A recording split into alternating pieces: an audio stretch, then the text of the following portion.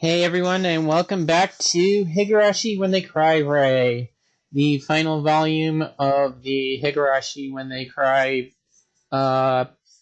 visual novel on Steam.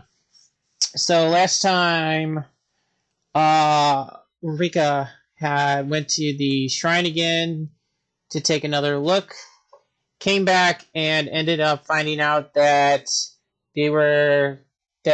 something had happened with Kimiyoshi, and this is where we're at right now. So let's go ahead and just move on. If the person had come while I was here, I could have told them to put it inside, but I couldn't bear to see them outside like this, put here before I got back. And it would be a pain if my mother started rambling about me being inconsiderate later. I made a sour face, not caring who saw, and pulled the case of beer through the front door. Next, I stood before the wine bottles and solidified my thoughts. Couldn't there have been a slip-up with the order? It was a brewery in a small village. If my father called to say he'd ordered one more bottle, they'd probably bring over another one without a second thought. So what would it matter if one of these disappeared? I always diluted before drinking, so I'd be able to enjoy one bottle of wine for a pretty long time. Despite being in the entrance, I belatedly looked around, grabbed a bottle, ran into my room, then pushed it into the winter futon in my closet that I wouldn't use for a while. Actually, my parents live here too, so I won't have many chances to drink. I ran to the kitchen, grabbed a glass, ice, and a corkscrew, and a carton of orange juice, then ran back into my room. I put the corkscrew on the wine bottle and was overwhelmed by the urge to wet my tongue with the nostalgic flavor as soon as I could. How was I supposed to survive in this world without enjoying a good wine? I poured some into the glass, and just listening to the orange juice splashing in to fill it up made my mouth water like a dog. If I dilute it this much, it'll look just like orange juice from the outside. But there was the nostalgic flavor that belonged to my world. At one time, this had been the flavor of my tears of defeat, shed for the unbreakable June of 1983. But now, even those tears of defeat felt sweet and tender. Those dead-end worlds were very painful, but I was still surrounded by my kind friends. I had the leeway to choose to surrender to Takano and continue lazily living in that infinite loop. But even that warmth was absent in this world. This made a week now since I came here. With no prospects of returning to my previous world, I'd resolved myself to staying here for a long time. But a week in, it had already driven me to drink. It'll be fine. Those words had driven me to the same state. And I still managed, lazily doing my best as I soaked in wine, right? I needed to be released from this Rika Furude quickly. Nobody in this world would understand that, even if I explained it. That meant I had no allies here. If I told someone, they'd think I'd gone crazy. But considering this world's Rika Furude, that was only natural. This world's Rika Furude was a dour girl without a single friend.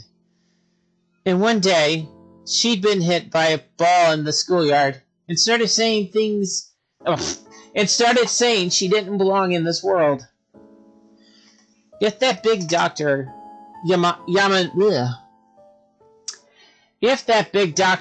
Yamamoto heard about this, he'd probably make a huge fuss about the impact having caused brain damage. But that would make the most sense to the people who live here. At the very least, until I arrived, Rika Furude was Rika Furude, the correct being for this world. Maybe it was more appropriate to say that one day someone different from this world's Rika, appeared and then took over Rika's body.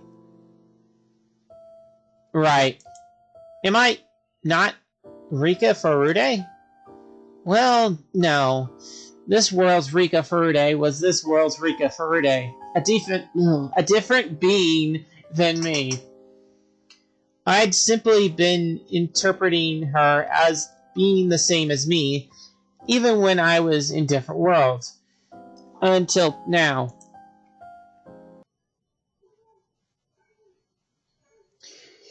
When I thought about that, leaving aside whether I'd be living happily, I felt like I'd done something bad to this world's Rika Furude. Of course, it was too late to apologize now, and I couldn't give this body back to her anymore. If there was a way to apologize, it would be to acknowledge this world's Rika Furude as a being of her own. Because if I called myself Rika Furude, the girl who already existed would vanish from this life, which meant the only way to apologize was to not call myself Rika Furude. Well, that had been bothering me for a long time. I've long felt that my young self, pampered as the reincarnation of Oya Shiro-sama, and my old self, who had awakened and traveled countless worlds, had different personalities. But if I thought of them not as personalities, but as different beings entirely, right now I was no longer Rika Furude. Who am I? I stared vacantly at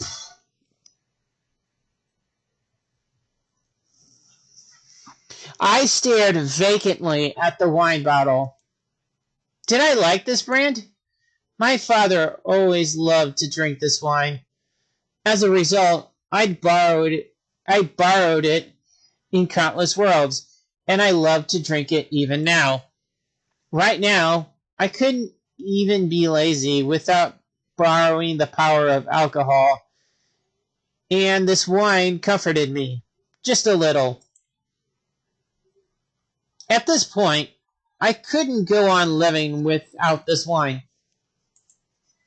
So in other words, I wasn't alive, but the wine was, which meant I wasn't Rika Furude, and that I was the wine. What?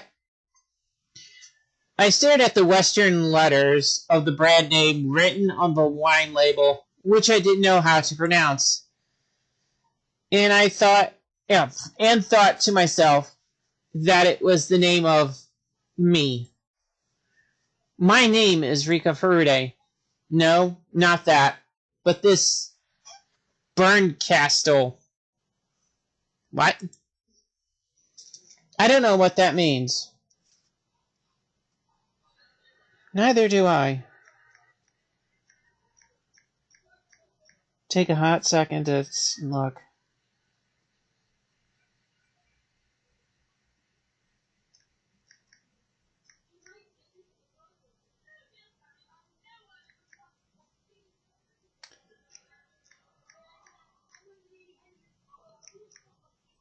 Here we go. Bernkastel wine. It's from Germany. And it's actually not a brand name. It's actually a town called Bernkastel Kues? Kues. It's a real place in Germany. So, I don't know what that means. Maybe I'll ask my father. Frederica Bernkastel. Whatever. What a silly name that is. Yeah. Ha. My thoughts began to slur and muddle. Cheers to the shithole of a world. Okay.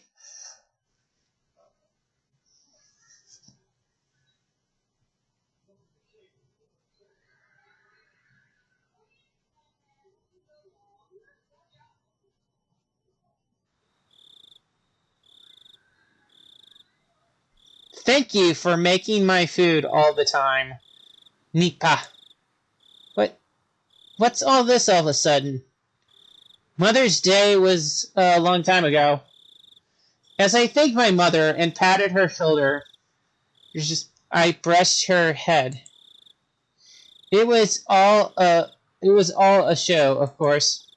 If she had the same power inside her as Hanyu, then by touching her like this, I'd be able to sense it, even if it was fable. If I did feel that power from my mother, could I kill her on the spot? I wouldn't hesitate to kill, but I couldn't say I wouldn't hesitate right here, right and now, because I would rather she not have that power inside her. And at the same time, I was uneasy about what to do next if she didn't.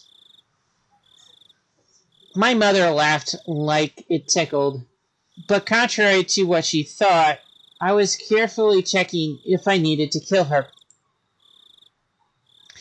Thank you. You made your point. So please get off. It tickles. My mother told me that was enough, smiling in a way that was not as dissatisfied as her words implied. Even after being so scrupulous about touching her, I couldn't feel any trace of the power. My mother wasn't the one who held the fragment, and I'd already felt my father's head. It wasn't him either. If it wasn't either of the two people closest to the legend of Oyashiro-sama, then it was improbable that the fragment was in a person. I am still saying it could be Satoshi. It was a happy thing, not having to kill anyone. But that meant one of my clues was now meaningless. Still not meaningless. That said, even though the possibility was unlikely, I'd still have to touch the heads of the other people in the village every chance I got, just to make sure. And, at the same time, I had to continue my deciphering of the pile of documents in the ritual implement storehouse. Whichever I was supposed to choose, the labor of reading through that entire mountain, or the sin of killing someone, I was going to need much more than a little time.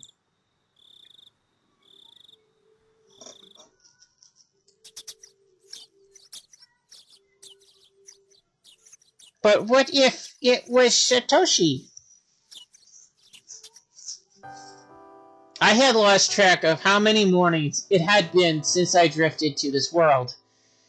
And this morning was frustratingly the same as the last world, the one I knew. They said next Sunday was the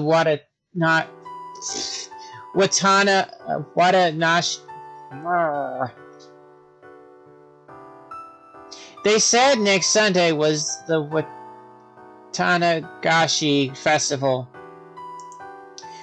This was the first time I didn't care whatsoever about it. For Hinamizawa, facing total eviction by next year, this would be their very last festival. They were apparently planning to put on a magnificent show to end things with.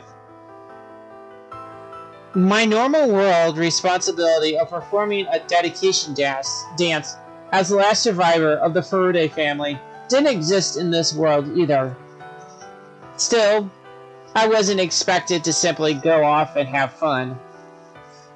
They would have me help with things that kids could help with, like giving out boiled rice and answering the phone. I'd gotten used to going to school alone too. When I went to school with Satoko, it was always a lively morning, with us running and falling everywhere. But that, too, was beginning to feel like a memory of the distant past.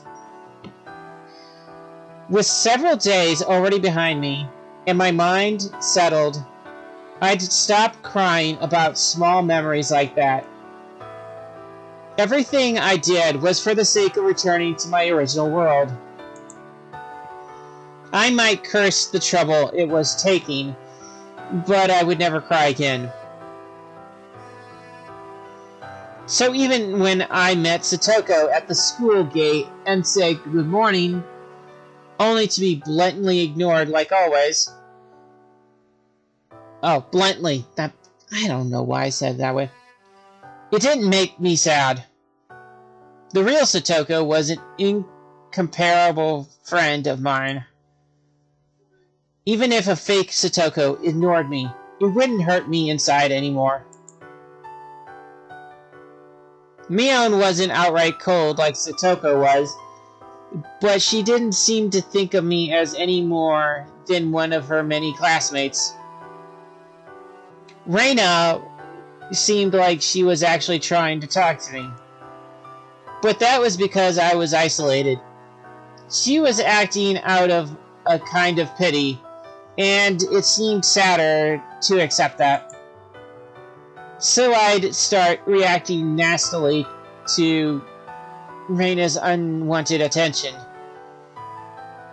After just a few exchanges like that, she realized I didn't want her doing this and stopped bothering me. Being all alone wasn't sad anymore. It was only natural I'd be alone as an outsider to this false world. In fact, the less annoying acquaintances I needed, the easier it was for me. That's right. Easier. When I started feeling that way, then even if nobody talked to me during lunch, nobody invited me to eat with them, and nobody asked me to play after school, I was totally okay with it. With so few students in the classroom, if I took out a book and not related to the class, Chie would confiscate it right away. I probably wouldn't be able to read the old documents while she was teaching. So all I could do was wrap them up in covers and made them flipping over leaflets and folding them, and spend my free time in school pretending I was reading a regular book. That sounds like rain. We weren't allowed to bring comics to school, but the unspoken agreement was that you could read novels as long as you didn't do it during class. If I could just ignore the hustle and bustle, lunch break was the time I could focus the most. Somewhere in those countless worlds,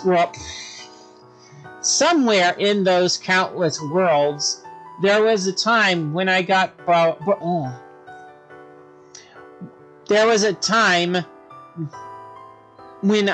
bored with my daily life and read a lot of old documents.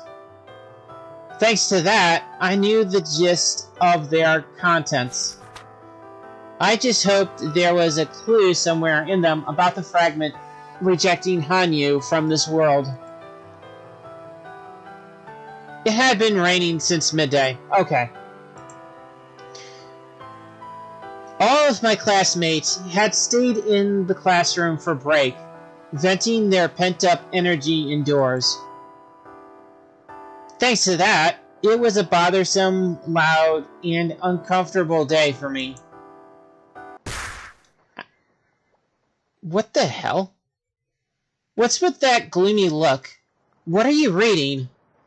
At the same time as those words, my old document was taken from me. And there was Satoku's face, smiling evilly. What the heck? I can't read this. Satoko looked at the old document she'd stolen from me with disgust. Well, someone as ignorant as Satoko had no way to understand it. I'd learned how to read classical Japanese from my father, and even I had to go over each line several times to figure it out. Of course,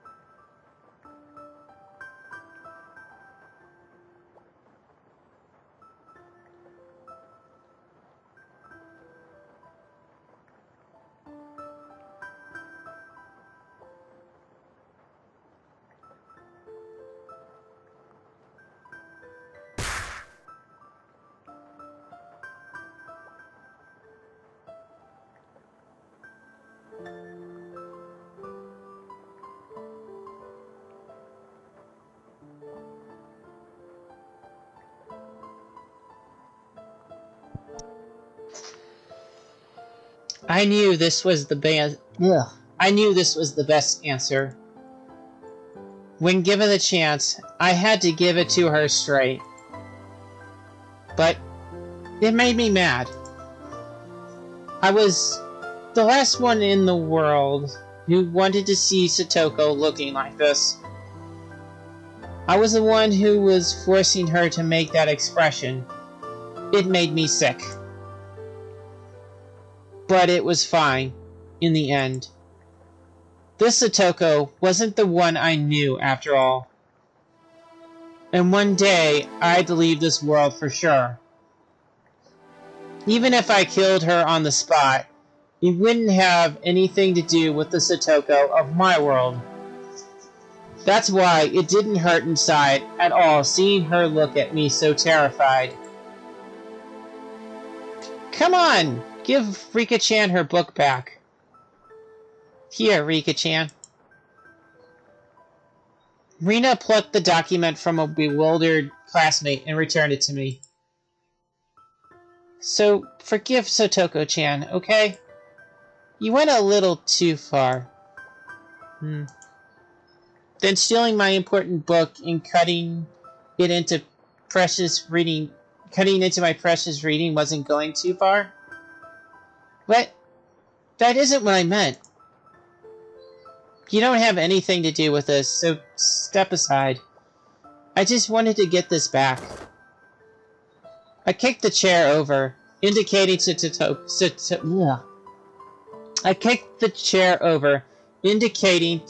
Satoko that she'd been released. But even that action made her so scared that she was frozen in place. I didn't waste time going back to my own seat. Then Satoko began to bawl shamelessly, and Shitoshi ran over, making a big overprotective fuss about the nurse's office and whatnot. The noise quickly reached the faculty room, and Chie and the principal soon burst in. Are you alright, Satoko-san? This might leave a bruise. Satoshi-kun, please take her to the nurse's office and have her rest. I'll call Yamamoto-sensei.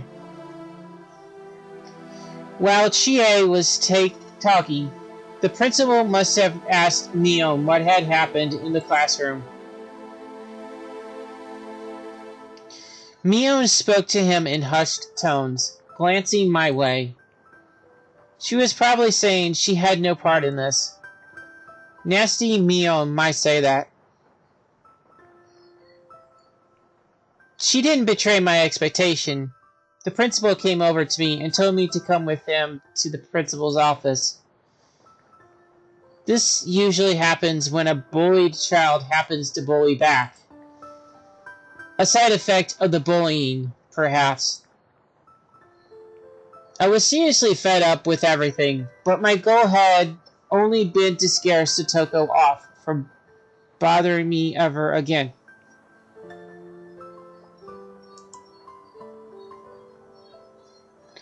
Now that I'd done that, I decided I needed to calm the situation down. After being brought to the principal's office, he kept asking me why I punched Satoko, and lectured me that violence was never the answer. But regarding her taking my book and tormenting me, he admitted she was at fault, and I felt a little relieved. This is a fairly difficult book. Is it from your house, Furude-kun? Yes, something like that. I don't dislike classical Japanese, but this one seems fairly difficult. Can you read this? If I couldn't, I wouldn't have been reading it. You do have a point. Would you mind telling me a little about what's written in here? His behavior wasn't one out of interest in the book, so much as an act dripping with pity. Like he wanted to ease the mind of someone alienated and bullied in a class of class a little. Accepting that would do nothing but further amplify my current unhappiness. I don't want friends anyway, and I don't want you to be my friend either, Sensei. May I leave now? I want to continue reading as soon as possible. Furude-kun, it's good to read books, but don't you think you should play with your friends once in a while? My friends are somewhere else, far away. They're not here, so I don't care. Does that hand hurt at all? Huh? Oh. I didn't realize it until the principal pointed it out. I must have scraped the skin of my hand when I punched Satoko as hard as I could. A little bit of blood was seeping from my right fist. Yamamoto's sensei is in the nurse's office, so go see him and get that bandaged up. I will. Furude-kun, school isn't only for studying. It's also for making friends. I'd like to talk to you. I'd like you to take that to... Excuse me. I gave him a quick curtsy. This world's principal wasn't the principal who was allowed to lecture me, so I didn't have any desire to listen. On my way to the nurse's office, I passed the classroom. I met eyes with several of the students inside. I met eyes with several students inside, but they immediately looked away. Maybe this will work out. I'm more comfortable with them being scared than teasing me.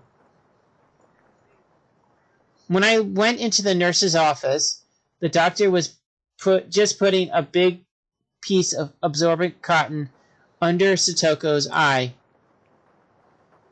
Chie, who was with her, looked at me, then walked over with a scary look on her face. Okay, you two. Satoko-san, apologize for taking her book. And Furude-san, apologize for punching her. Satoko, who had been scared and weak in the face of the sudden violence earlier, must have calmed down since she now looked dejected. She looked like it didn't make sense to her how she was only teasing me a little, and then I suddenly went crazy for no reason and hit her. If she was like that, there was no way she would apologize first. Of course, I had no duty to apologize either, so I wouldn't apologize first. Come on, both of you. You're going to stay here until you apologize to one another. Chie yelled at us, clearly making a sour face. I held my bleeding fist out to Yamamoto. Oh, you're bleeding. Take a seat. I'll disinfect it. Both of you, are you not listening to your teacher? Apologize. I sensed that if we kept making Chie mad, she might tell us to stay after school. What did she think this was? Like hell, I'd let some school I don't care about do their little lecturing nonsense at me. Every second of every minute is precious. I can't waste a single one. Once I understood that, I was the first to act. As Yamamoto disinfected the wound, I smoothly gave her my apology. Hao-Jiao-san, I'm sorry for punching you and stuff. Even I was appalled at how insincere my apology was. Chie probably felt the same way, but she at least appreciated the words. See? Furude-san apologized. Satoko-san, you apologized too. I'm very sorry for taking your book and playing a joke on you. Satoko's own apology was no less disingenuous than mine. I glared straight into Satoko's eyes, warning her never to bother me again. But Satoko was in her rebellious phase. It would take a lot more than that to make her wince. She returned my glare in kind, as if to say she'd get me back next time. Chie sighed, unable to do much about her insincere apologies.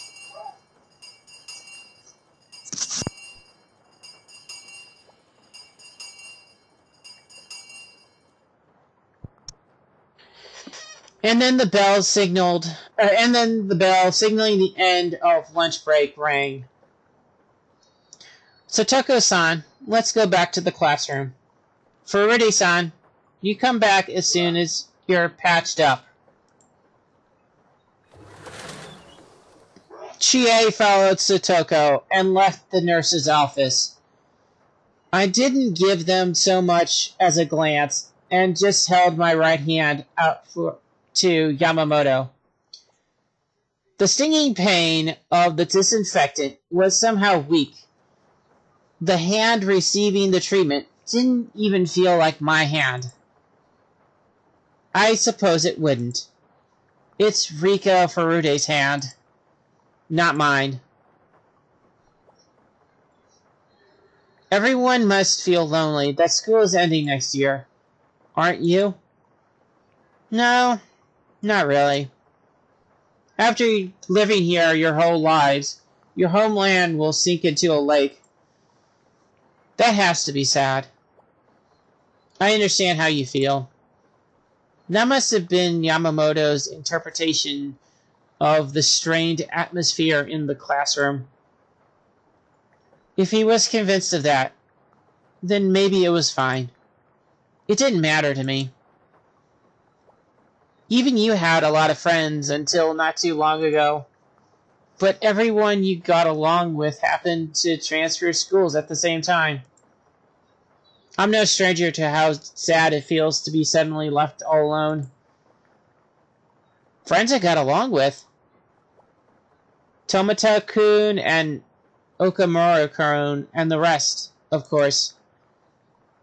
You always spent time with the boys since you got along with them, didn't you?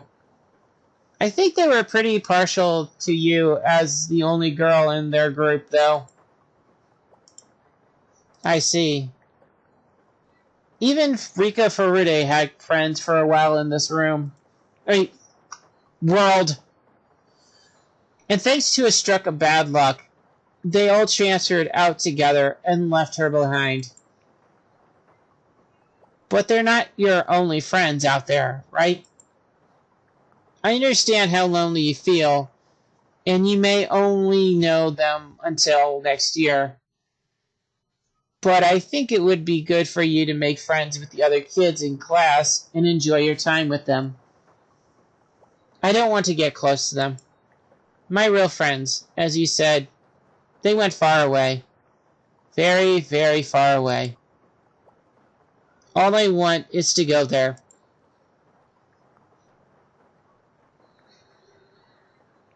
When did you start talking so much like a grown-up, Rika-chan? I guess I just felt like I guess I just feel like it. Ever since you got knocked out by the ball the other day, I feel like your expressions have grown darker. I'm worried about you. I didn't know how close this Yamamoto man was to Rika Furude, nor how much of her he knew. But judging by his words, he seemed to be the kind of adult who understood children's feelings, just like Irie in the previous world. When that ball hit her, I think Rika Furude died.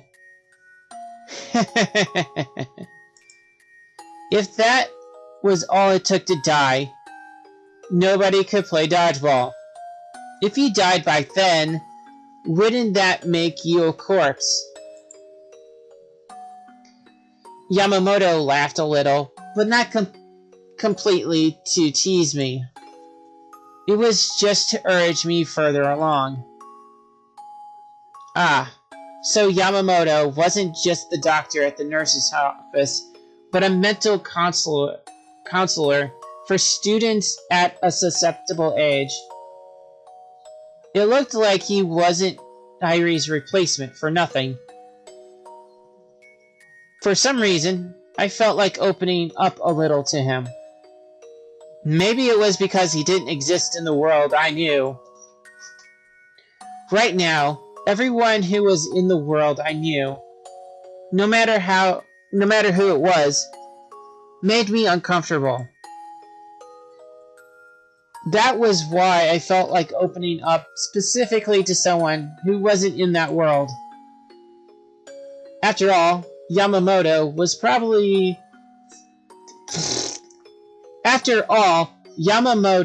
probably thought I was just a girl hitting puberty. Whatever nonsense I spouted, he would nod and agree.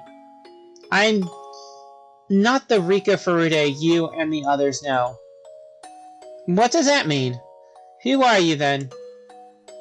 For now, I've decided to take the name Berncastle. If I called myself Rika Furude, it would be rude to the person who originally had this body. Bern? A German name? It's almost like you're a space alien. Where did you come from? From a different world. If I had to compare it, it's like a world of what ifs. It's still Hinamizawa, but its history and composition are completely different. In this world, they moved forward with the dam project, and the villagers decided to leave. But in my world, it's different. The villagers stood up together and to defeat the project, and then the government froze it indefinitely. That's the kind of world I came from. Then the Hinamizawa you came from won't end up underwater. That's right. Even after 1983, we would keep living there peacefully. Sounds like a nice Hinamizawa. I've taken a liking to this area as well, so the eviction is really painful for me. I suppose I'm jealous of the Hinamizawa in the world you say you came from. Could you tell me more about the one in that world? The first step in counseling was to agree to whatever absurd story the patient came out with. If I didn't know that piece of trivia, I might have teared up at Yamamoto telling me to continue. But I couldn't resist the temptation to keep going. He encouraged me, and I kept talking. In that world, there was a big protest movement we called the Dam Conflict, and it took years for them to withdraw the proposal. And through that conflict, the villagers came together. Everyone got along. All the students were friends. And we even had transfer students come in from outside the village. And we made a club where we could play games, with Mion as the president. And while Satoko was very unfortunate, she was good friends with me. And then... Poor Satoko-chan. Why did the village have to bully her like that? If everyone was happy, they shouldn't have been mean to her. They should have let her into their happy circle. They don't say things to be mean. That's just how my world is.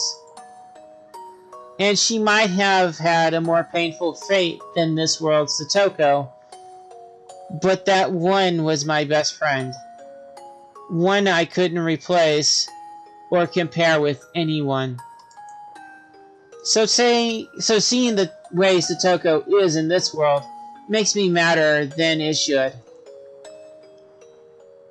You can't tolerate her being mean to you when she looks the same as your real friend? Yes. Yamamoto heaved a heavy sigh, then stared out the window with his arms folded. It looked like the rain outside had let up somewhat, but it was still drizzling. After keeping up his silence for a few moments, Yamamoto spoke up. Okay, we'll end things off here.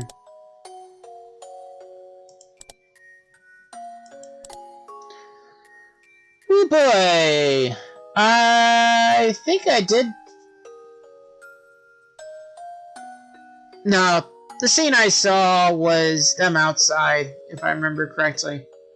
I saw something similar to the punch in a clip from the anime. But anyways, we'll pick things up here next time.